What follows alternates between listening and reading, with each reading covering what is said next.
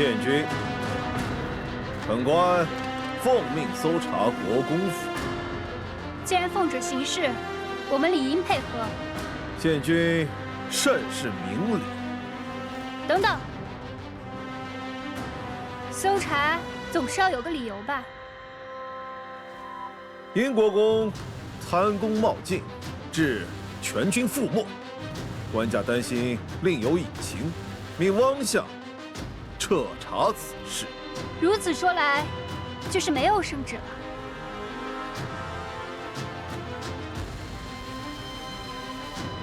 不搜，如何查？所有人等，无令不得外出，所有物件不得转移，给我搜！我那官家亲封的县君，谁敢动我一下试试？即便你是县君，当皇城司办，皇城司也有权将你立即抓捕。你敢！给我拿下！住手！梁副指挥使好大的官威啊！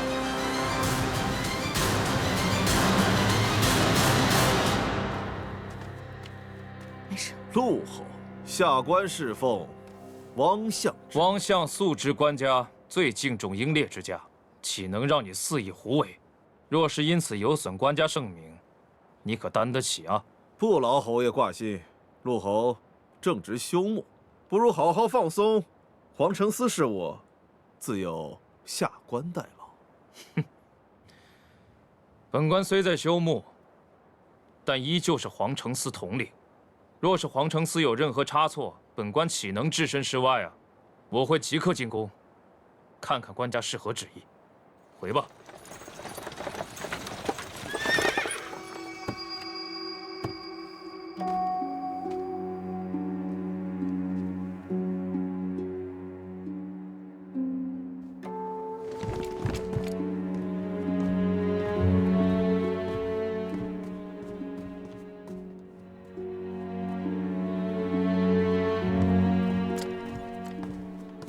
汪相，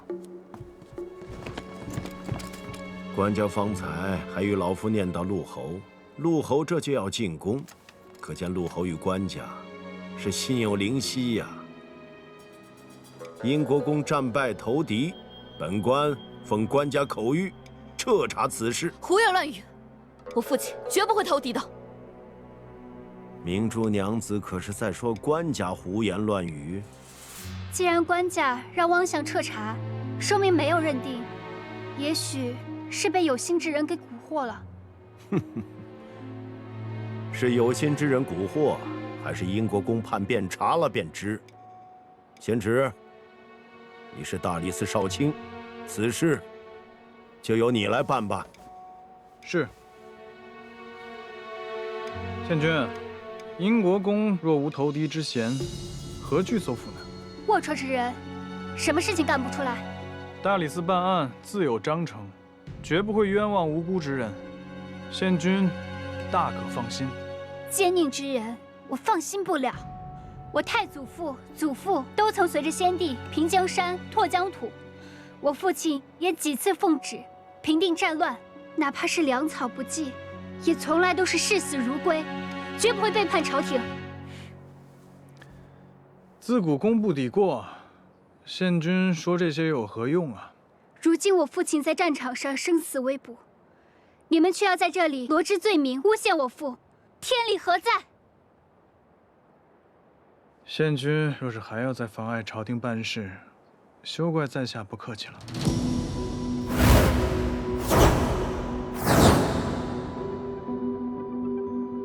让开！今日若想进我国公府大门，便踩着我的尸体过去。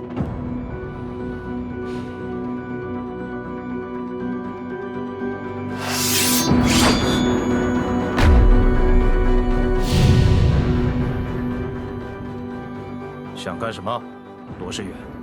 殷国公涉嫌通敌谋逆，这样的事情，侯爷也要掺和一脚，这可不像你啊！把剑放下！怎么等了半日，还没消息传出来？看来不会有人愿意帮我们魏家了。也罢，我魏家的事，魏家自己解决。回府。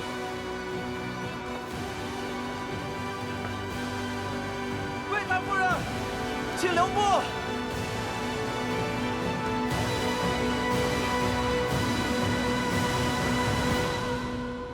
宪君，念在我与你往日同府的份上，现在让开，我不伤你。我就算死，也不会让你进我国公府的门。不愧是将门之女，果然有巾帼之气。好，今日我便成全了你。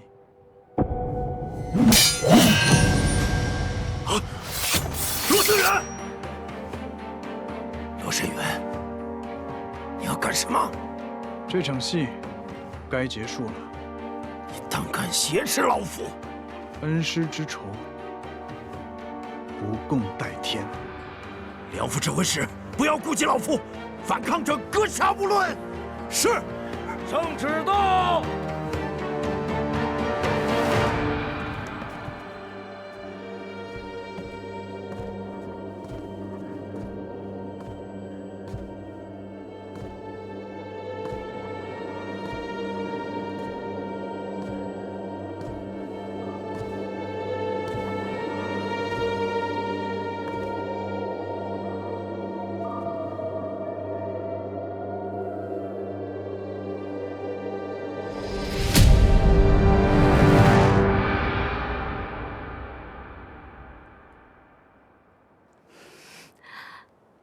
官家有旨。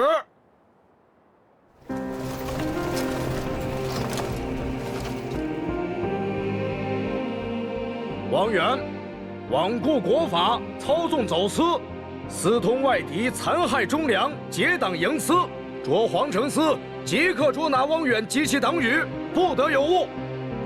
奉行。是。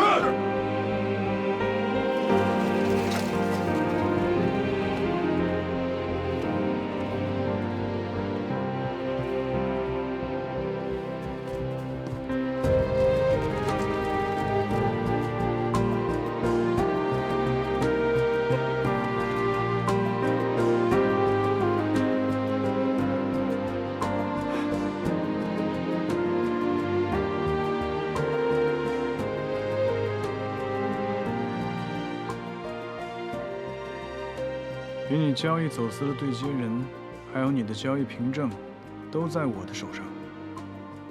汪远，你可以束手就擒了。你早就和杨凌商量好了，故意在汪远和陆家学面前演这出戏，好让你曲线投靠汪远。唯有此法，才有机会拿到汪远的罪证，为杨师兄洗清冤屈。不行不行，太危险了！杨凌已经入了大牢，我不能让你也……先生，学生并非莽撞之人，还请先生助学生一臂之力。父亲让我转告你，让你在上香的时候动手。我向你保证，绝不会用伤害你们的方式去取信汪远。告诉你这件事情，是想让你们日后多加小心。我和父亲相信你，可以做好谋划，只要你能扳倒汪远，替他们报仇，我们愿意这么做。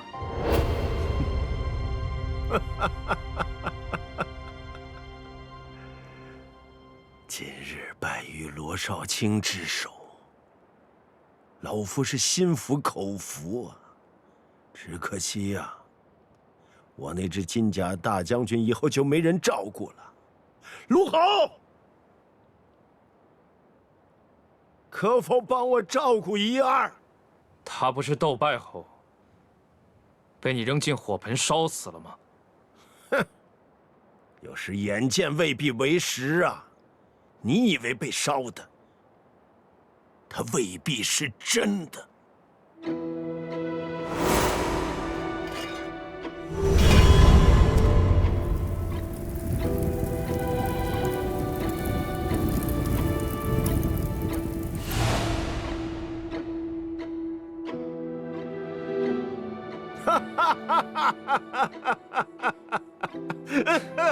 陆侯，还愣着干什么？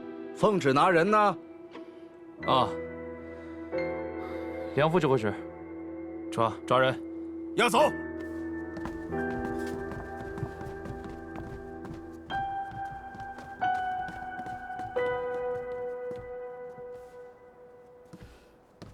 父亲，父亲。您果然没事。对了，父亲，祖母进宫了。官家已经召见他了，估计马上就回来了。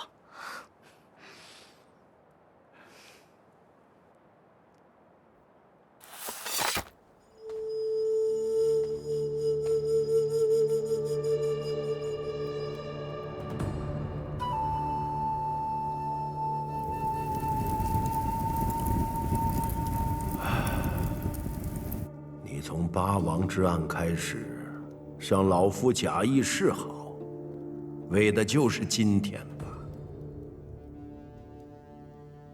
茶税连年下降，战马频出问题，官家早就起义，只不过是趁此机会一并发作。怪不得，我总觉得所有的事情进展得过分顺利，原来是你早有预谋了。我故意走私被你发现，然后向你求救投诚，我就是想让你用我龙泉商行的船只走私。所以，当郑掌柜跟着我的亲信出海之后，当我的人走私交易时，就被你们扣住了，对吧？你收到的一切顺利的情报，皆是你的亲信在被控制之下发出的。那殷国公率领2万大军遇袭失踪，也是欺瞒所有人的障眼法了。殷国公是久经沙场的老将，对北边的气候地形了如指掌，是故意挑了一个沙尘暴之日，假意出击御伏，然后转身就端了与你通敌的首领老巢。如今，北边的敌人已经被殷国公押送至了京城。果然是好谋划，好心机呀！以茶一马，通敌之势，以昭然若揭，你必死无疑。必死无疑。我汪远尚有一口气，这件事就不会这么容易结束。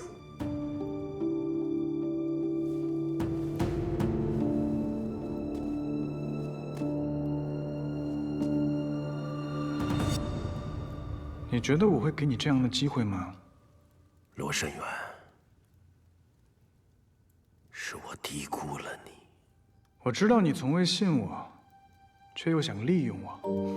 你今日之败，就是败在了你心中只有私利，便以为全天下的人皆如你这般为金钱、为权势，可以毫无底线、不择手段。哼！你看看你现在这个样子，啊，跟你那个老师，还有那个陈道言可真像啊！满口的追寻正义，为家国苍生迂腐至极。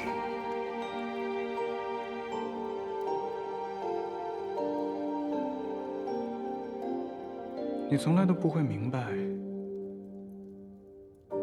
什么叫心怀理想，不惜己身，倾尽所有，至死不悔。那是因为你根本不配为人。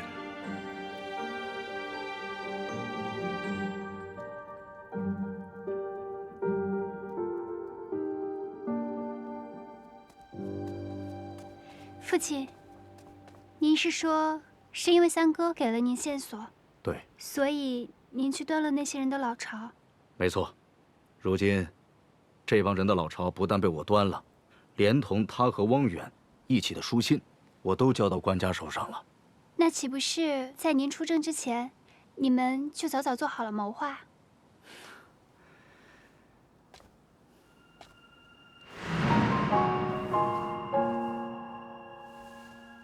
这次误伤伊宁，晚辈十分悔恨。若您还不解气，大可再捅我一剑，我绝不会躲。如果捅你一剑，怡宁的伤能够好一点的话，我倒真想捅你一剑。待事成，我向怡宁磕头认错。好了，事已至此，说这些都没有用。这就是你找到的证据？是，这是当年汪远以茶一马，故意换了劣等的马，然后将多余的茶叶收入囊中，拿去海上走私的账目。为什么之前不拿出来？之前一半在玲珑手上，一半在宋一山手上，刚刚才找全。无耻之徒！就是因为有这样的无耻之徒，折损了我多少英勇将士。此人不除，祸患无穷，还望国公爷出手相助。怎么助？我怀疑汪远不但走私，更可能通敌。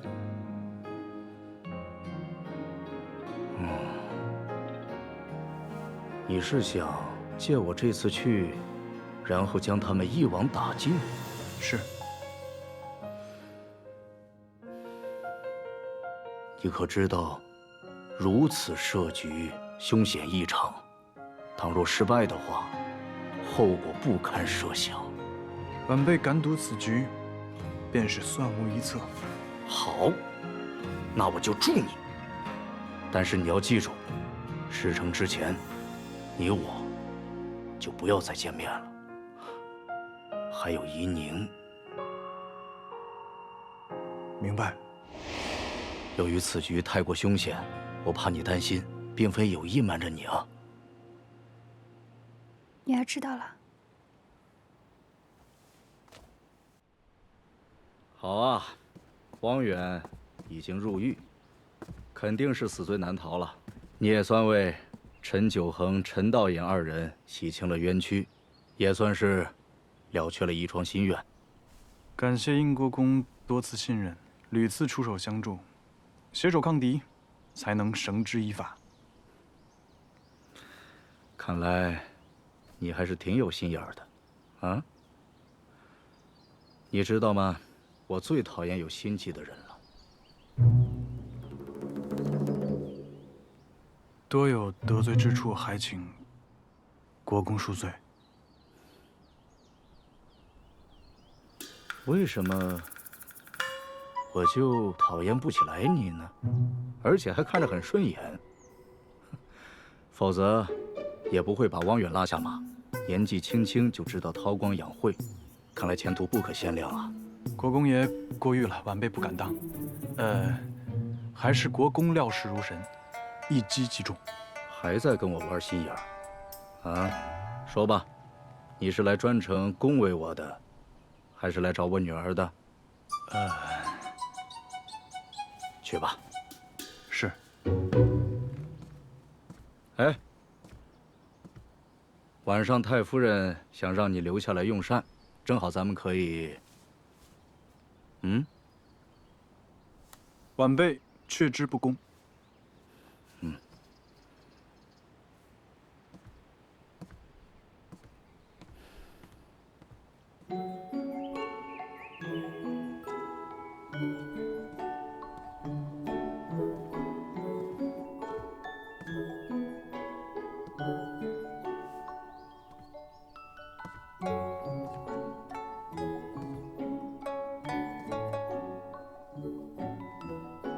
干什么呢？你这个人走路怎么没有声音呢？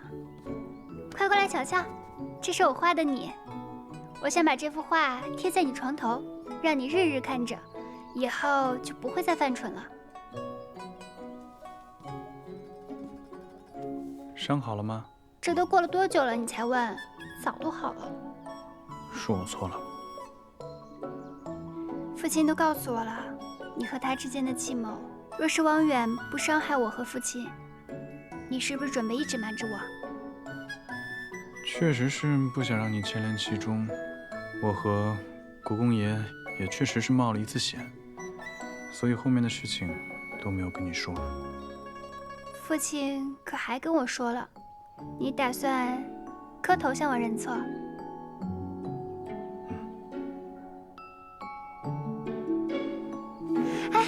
还真磕呀！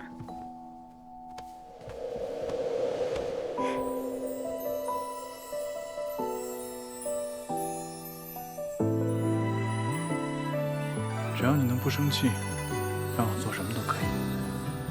你这个人还想让我消气？你看看你刚刚那个样子，我刚想扶你，你就骗我。疼吗？姑娘，三公子，正厅已备下菜，请二位去用膳了。走，快去吃饭了。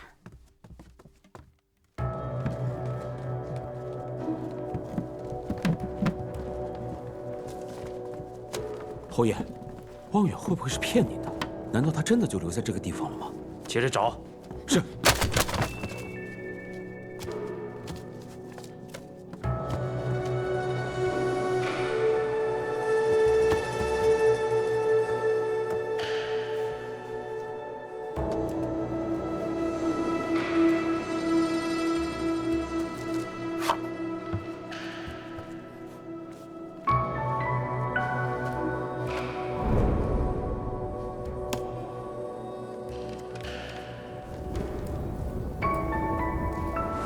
侯爷，怎么了？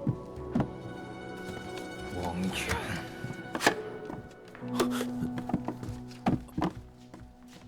哎呀，没想到罗三公子这么年轻，居然如此沉得住气，有勇有谋啊！来，老身敬你一杯。老夫人过誉了，晚辈不敢当，都是国公爷出手相助，才能成此大事。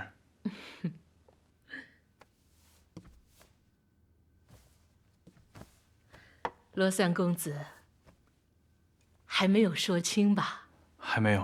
哎呦，那太好了！你看看我家的明珠如何呀？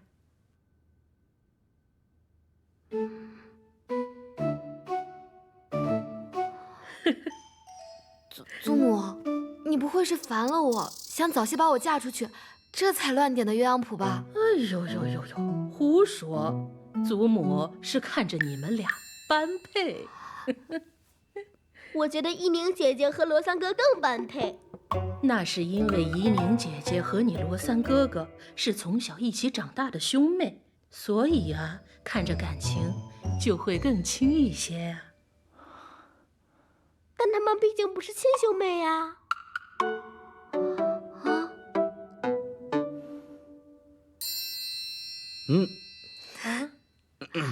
母亲，咱们好不容易团聚了，来，喝一杯，啊！来，我敬你一杯，一杯啊！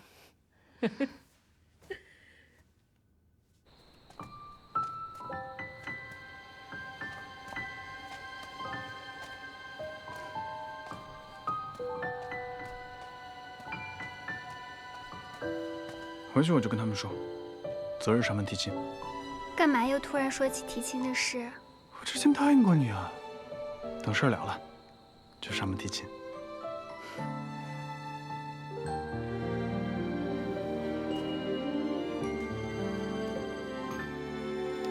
我先回去了。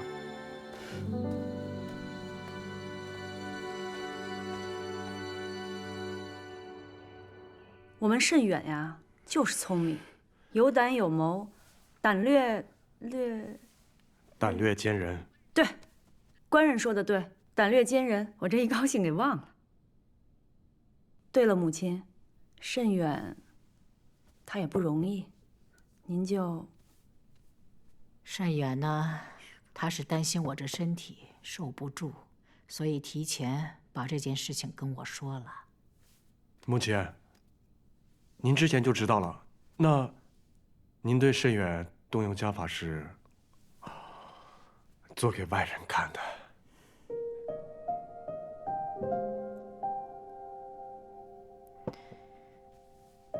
慎远啊，可是你还是让怡宁受了伤。是，我已经向怡宁赔了不是。你也还是让自己受了伤。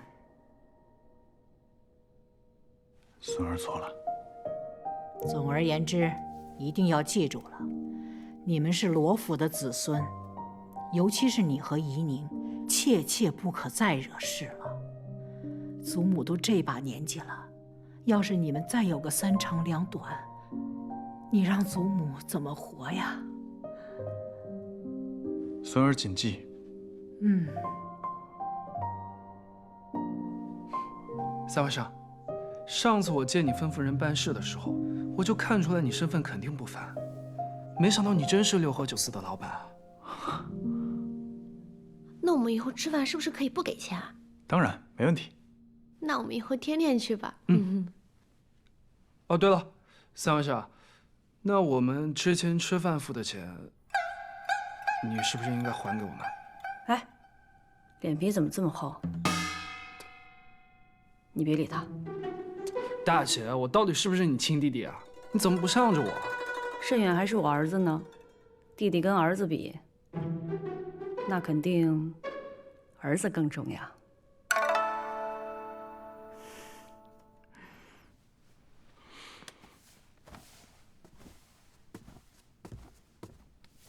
祖母、父亲、母亲，慎远有一事相求。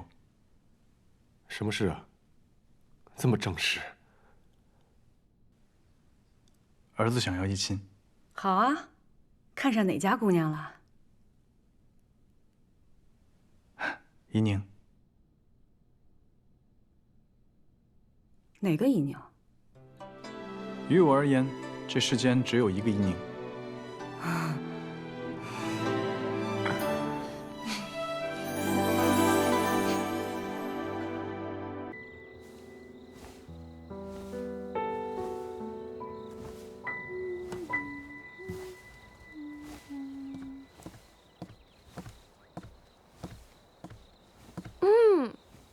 三嫂，你别乱叫，六姐姐。哎，这不是听说三哥要去英国公府提亲了？那你以后，那不就是我三嫂了吗？那你之后还要嫁给六舅舅呢，那我岂不是得叫你六舅母啊？好像是这么个道理。那要不你先叫一声我听听。切，就是跟六舅舅在一起被带坏了。嘿，哎，六姐姐，这之后你要嫁去临安，我们是不是就不能像以前那样经常在一起玩了？不会，林家在京城给他置办了院子，等我们成亲完了就回来了。而且嫣蓉阁还得继续经营呢，到时候咱们还能像以前一样，每天一起出去玩，一起吃东西。还是六舅舅想得周到，看到你们能够有情人终成眷属，真为你们高兴。那是，我罗一秀选夫婿的眼光还是不错的。不过，我以前以为你们只是兄妹情，突然要成亲，其实大家还是有一点惊讶的。六姐姐啊，你说这以前是兄妹，这兄妹变成夫妻之后，我该做些什么？一笑，你怎么才来啊？刚出炉的桂花酥，我排了好久才买到的。你尝尝。不要。你尝尝。不要。可香了，快。好吧。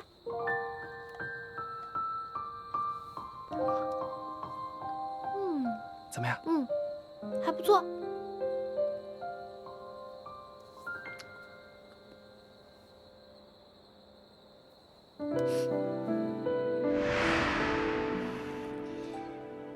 你笑什么？你突然问这个干嘛？哦，我知道了，你是不是想向我讨教怎么跟夫婿相处啊？这个嘛，就是你们有没有？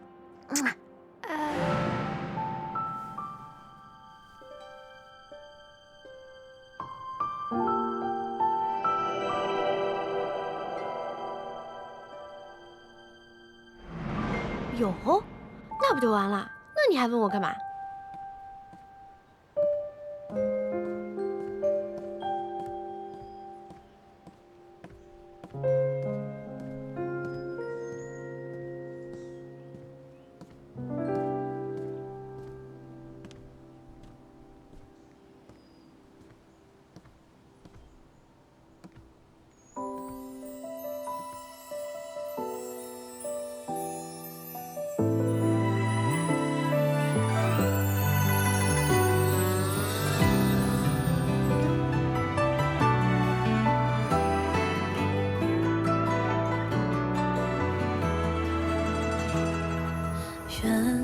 见一回，终难料彼此相会。应说成双对，应谁心扉？背影聚尽灰，过往年中无需追。君知梦，我知缘，相依偎。一守护跟随，身与心，心却难违。念这般滋味，画面上飞。问宿命何为？三哥平日里用的什么香露啊？香露？不用香露啊。以前没发现，三哥身上的味道还挺特别的。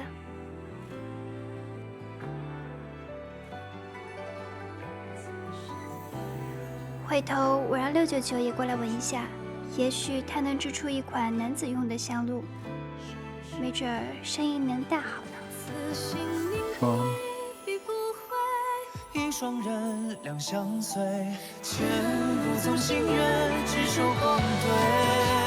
此生的迷人已不悔，一份缘两人陪，只盼望生生双双对。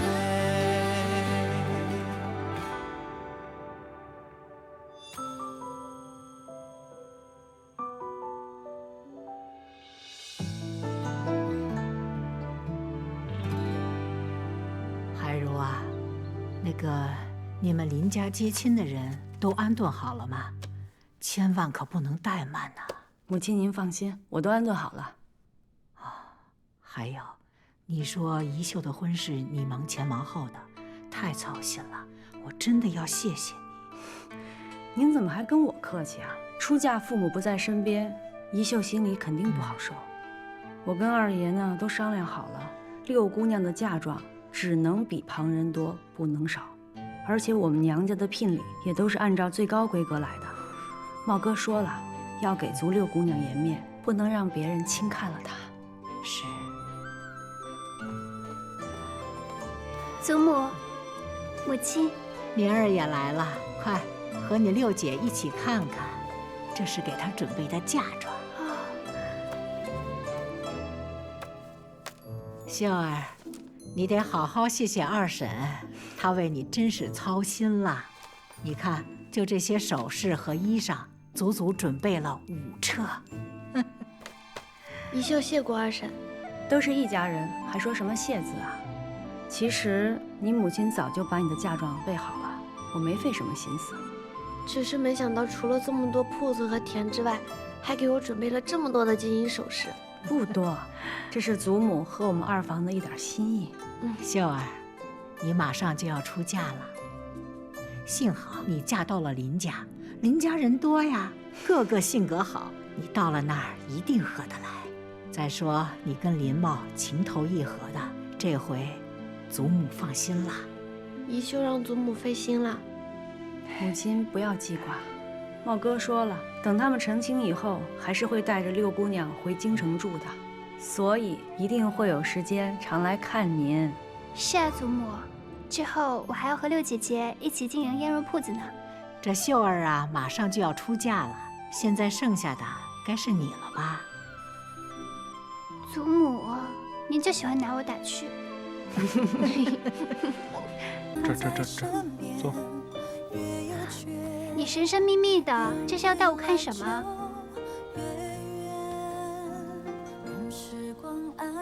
哇，这么可爱，这些都是你画的？这是你5岁那年爬到我门口那棵树上偷枣吃。谁说我是偷啦？我这是光明正大的摘。啊，行，光明正大。哎，你瞧瞧你，端坐在这儿偷看我看书呢。你看看我画的，我画的是你偷看我。这就是你说的无价之宝，这不就是你随便画的一幅画吗？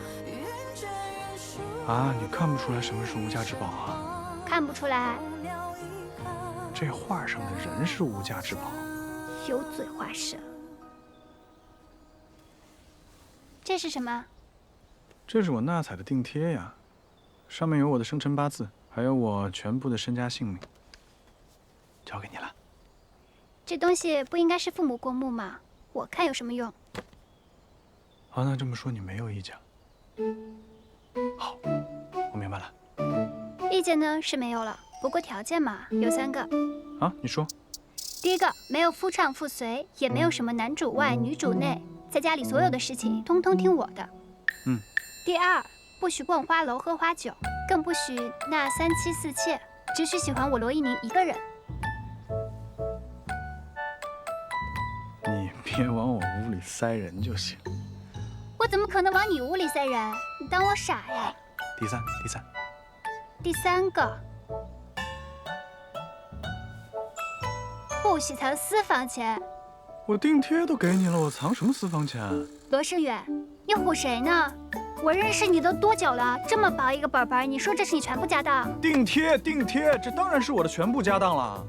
我再重复一遍：第一，家里面的大事小事全都交由你管，我所有的身家性命全都给你，订贴为证。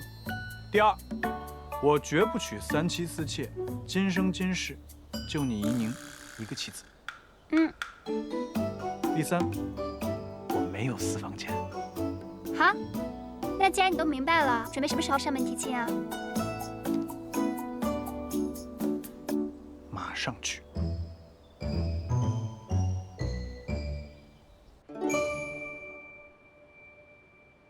国公，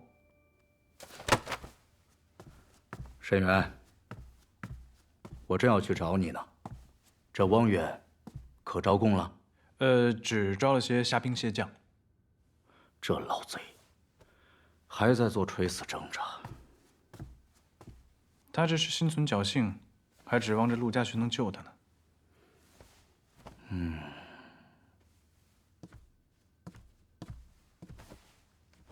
你的意思是，这陆家学和汪远沆瀣一气？不太可能。陆家学是带兵打仗之人，军功上尉应该不会有通敌的能力。通敌之事，他也许没有，但他一定参与了走私。国公爷可还记得陈道衍的死？你曾跟我说过，陆家学唯恐重启陈九衡一案，牵扯他走私一事，所以对你们师门斩尽杀绝。当初你为了保护陈道衍，也算是费尽心机啊。可敌不过奸人，目无王法，心狠手辣。可惜，这陆家学借杨凌之名，毁了汪远的走私船，所有证据都没喽。以汪远的为人，不可能不留后手。后手？你的意思是，如果真有这后手的话，你是想让他交出和陆家学狼狈为奸的证据，扳倒陆家学？这就要看汪远够不够聪明了。哼，有意思。哎，你今天找我来，所为何事？哦，晚辈是想求娶怡宁。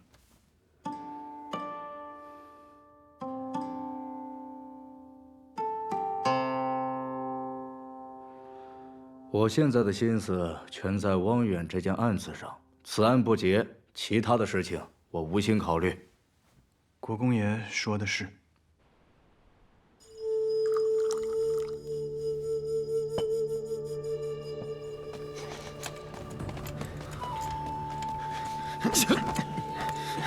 行了。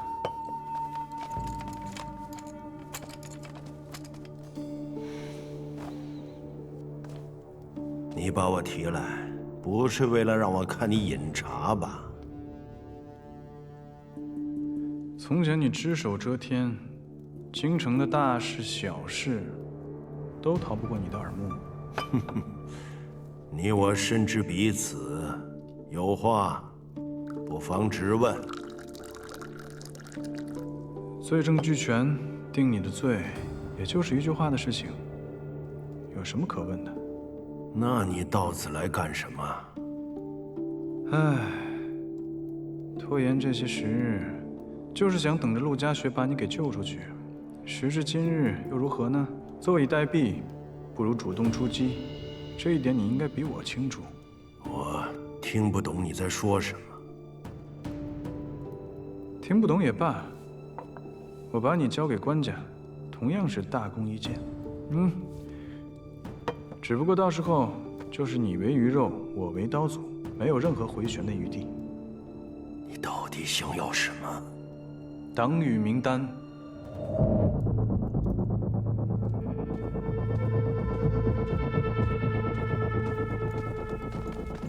站住！为什么要抓我？走！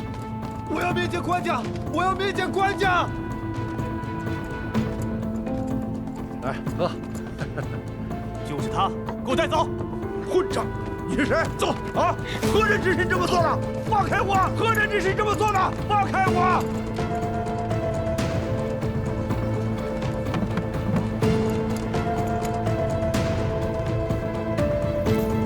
就是他，带走！你是何人？放开我！放开我！谁给你的胆子？放开我！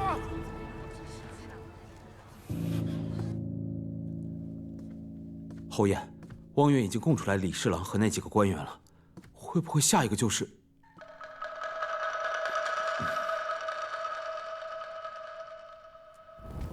放开我！放开我！你们凭什么抓我呀？老实！你们这是要干什么？你们干什么？快放开我！放开我！你们为什么要抓我？放开我！陆家学呀，陆家学，你也该坐不住了吧？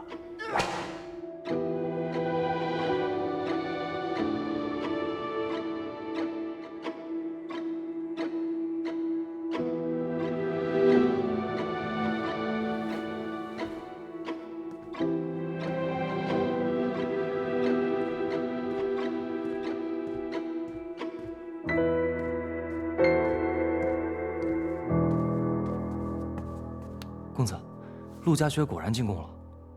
他被我们逼到了绝境，此时进宫就是想断臂求生。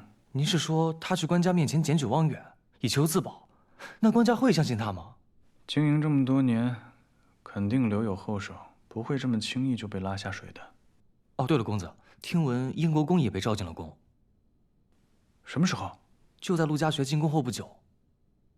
公子，陆家学检举汪远，那为何官家还要召见英国公啊？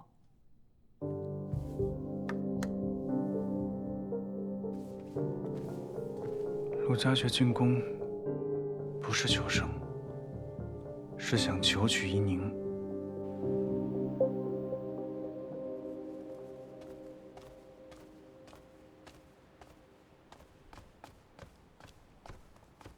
英国公留步。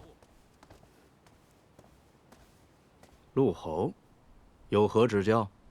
哦，对了，忘了恭喜陆侯了，检举汪远，立下奇功一件。但是老夫万万没有想到，陆侯和汪远还有这层关系。失敬啊！此事我已向官家解释过了，走私之事是汪远想拉我入伙，未得他的信任，我假意合谋，为的就是将参与走私的官员尽数查明。况且我已将汪远的走私盈利尽数上交国库，难道国公爷还不信任我吗？事已至此，我信不信任重要吗？啊？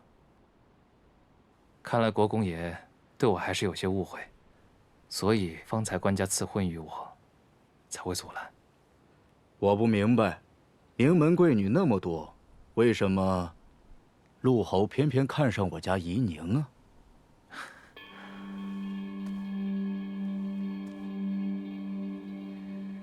因为我真心喜欢夷宁，我想娶她，真心对她好。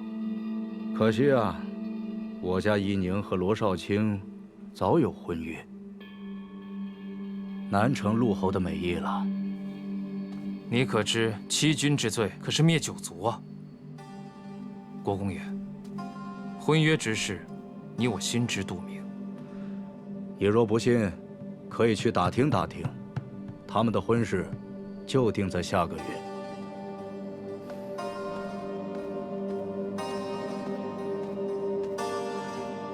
国公爷，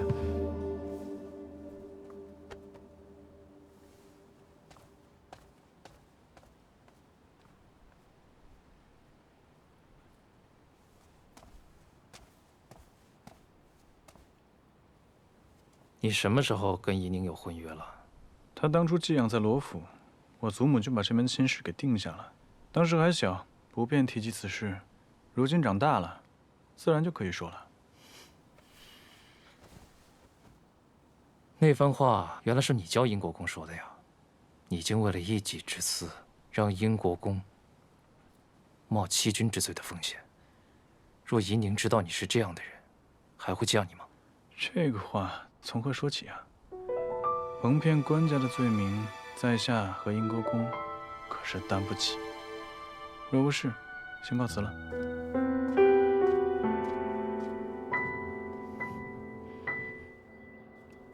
怡宁，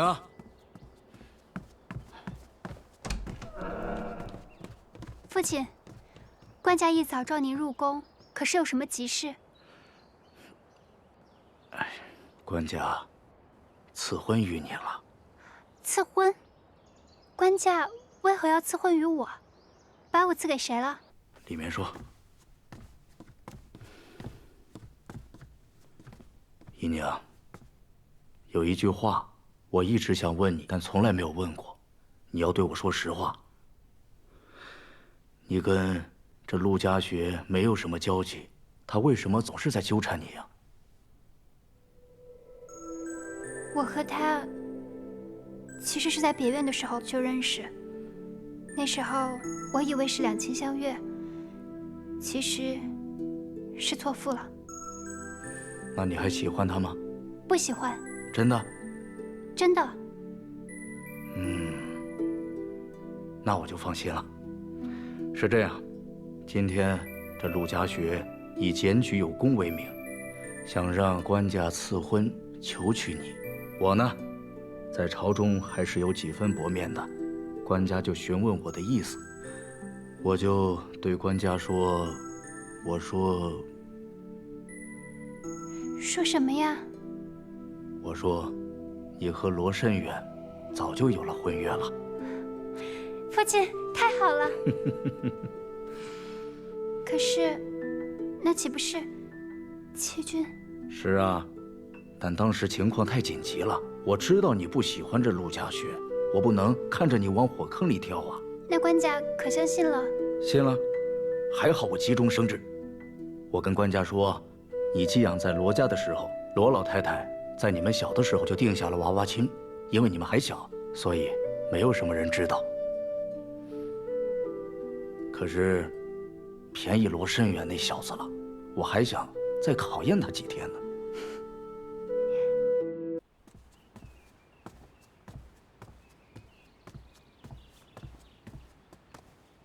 三哥，你怎么在这儿啊？我在这等你啊。你是因为今日赐婚之事，所以在这等我吧？今日父亲说我们早就有婚约，这话是你教他的吧？国公爷说的那番话确实是我教的。我想先将定贴奉上，待到我考验通过之时，我再正式上门求娶怡宁。可是日后若有人提及到我和怡宁的关系，为了她的声誉，还望国公爷考虑晚辈的说辞。你的说辞？什么呀？怡宁当初寄养在罗府的时候，我祖母便许下了我和她的婚事，但她年纪尚小，所以一直未提及此事。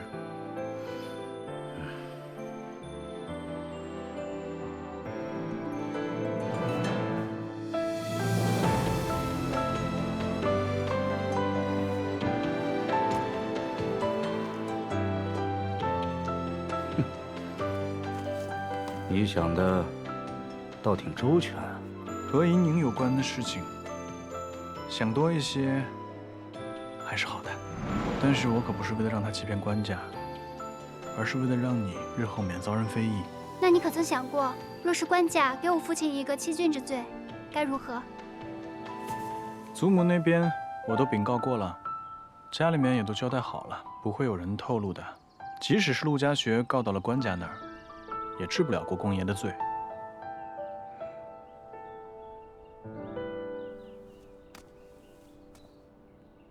这下放心了吧？嗯。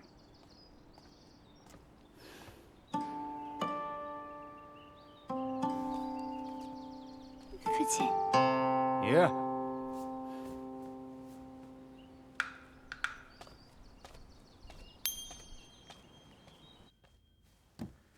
申远啊，有一件事情我一直想不明白。你说这陆家学检举汪远一事，他漏洞百出，为什么官家就能被他所骗呢？我想官家也并未全然相信陆家学，只不过汪远一事牵涉官员甚广，整个朝野动荡，陆家学此时检举汪远，并将所得上交国库，于官家而言，也算是解了燃眉之急。我也是这么想的，所以他摸清了官家的想法，才敢贸然走这步棋呀。他应该是无棋可走了。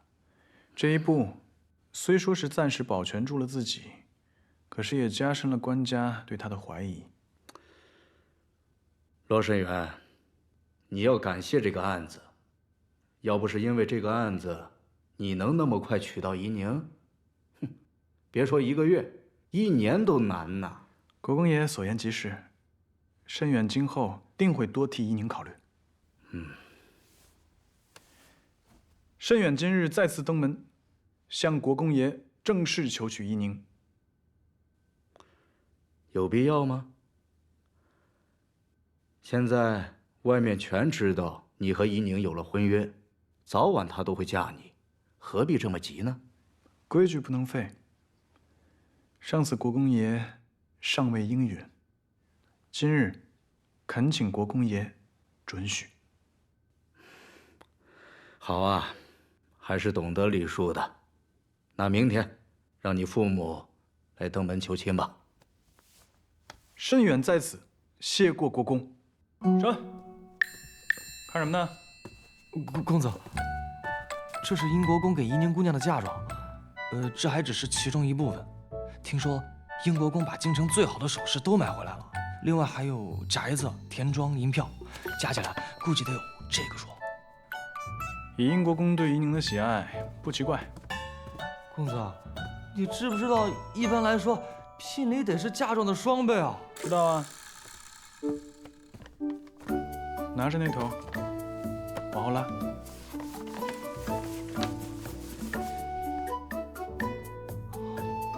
公子，这不会是你全部的身家吧？这是我准备的，母亲那边的还没有加进去。少安，够了吧？够了，这些肯定够了，公子。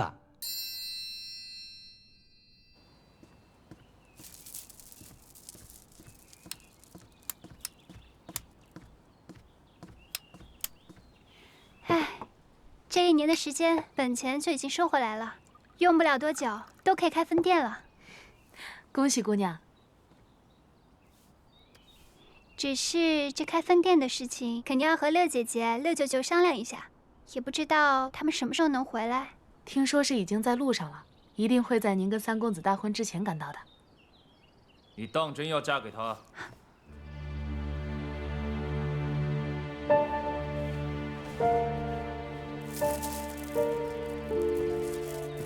你怎么又来了？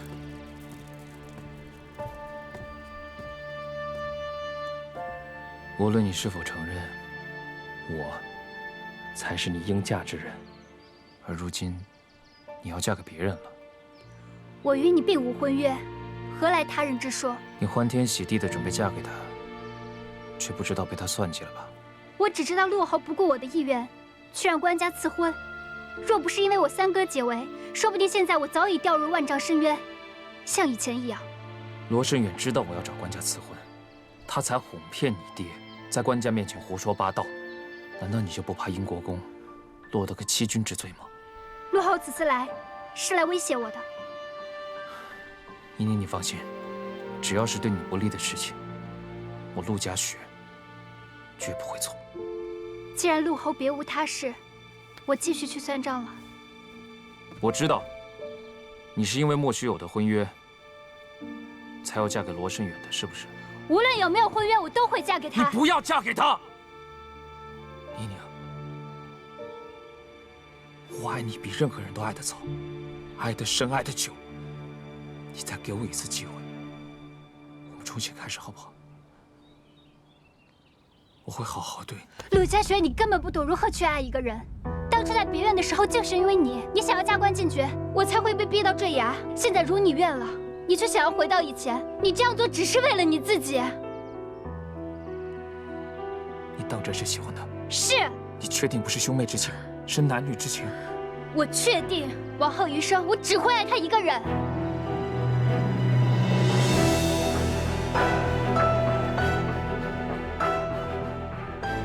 好，很好。但是我不管你爱的是谁，你要嫁给谁，你是我的妹妹，我不会放弃的。任何人跟我作对，都不会有好下场。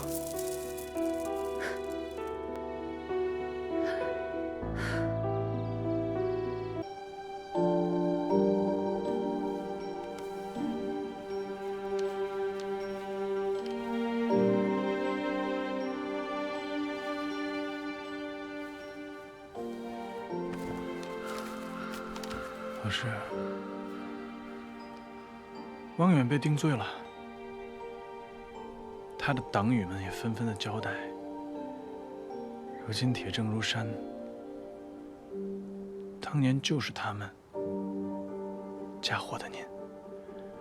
官家已经为您洗清了冤屈，如今我们终于可以光明正大的来看你们了。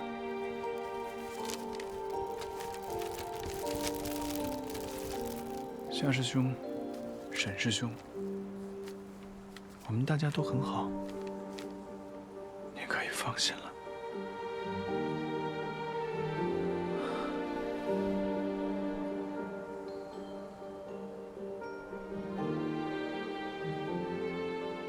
只有大师兄，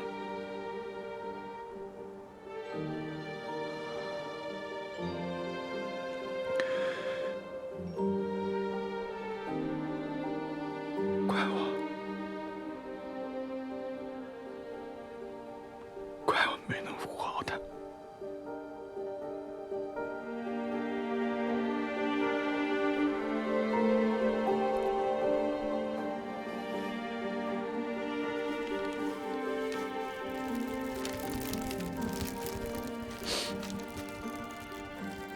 大师兄，你素来爱好饮，今天我特意给你带了大碗。来生，我们还要做兄弟。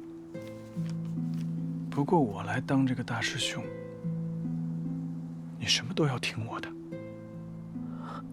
小师弟，你已经尽力了。是啊，小师弟。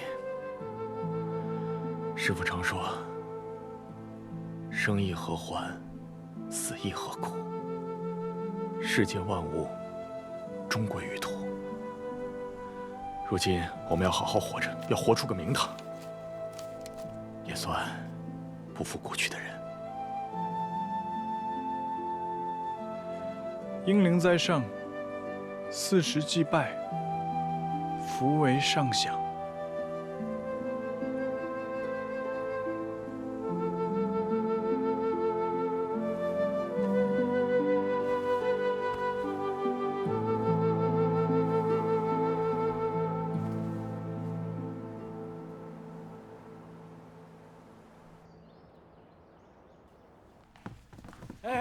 你俩小心点儿。祖母，把这个放这儿。今天是姐姐的大喜日子，放那儿就行了。这府中上下忙起来跟打仗似的。那是，可不能出现一丝纰漏。我英国公府嫁女，那得风风光光的。千万注意了。明兰，女儿就要出嫁了，你放心，娶她那个人，我考察过了，对她情深意切，值得托付。再说了，他日万一有什么，我还在，我一定会为她撑腰，不会让女儿受半点委屈的。只是当年我没有信守承诺，没有风风光光的把你娶回来，你可怨我？父亲，母亲不会怨您的。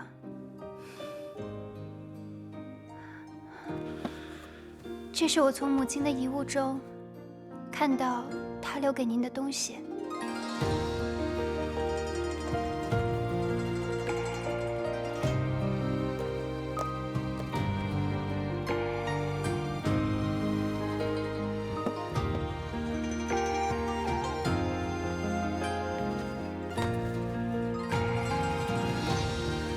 从别后，盼相逢。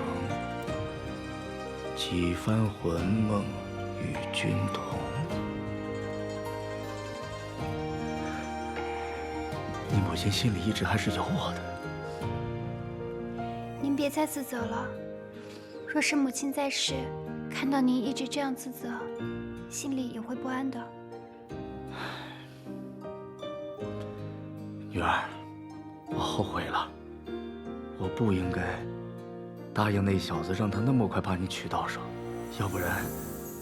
要不然我们再把婚期往后延延。父亲，就算我出嫁了，我也是姨宁，也是您的女儿啊。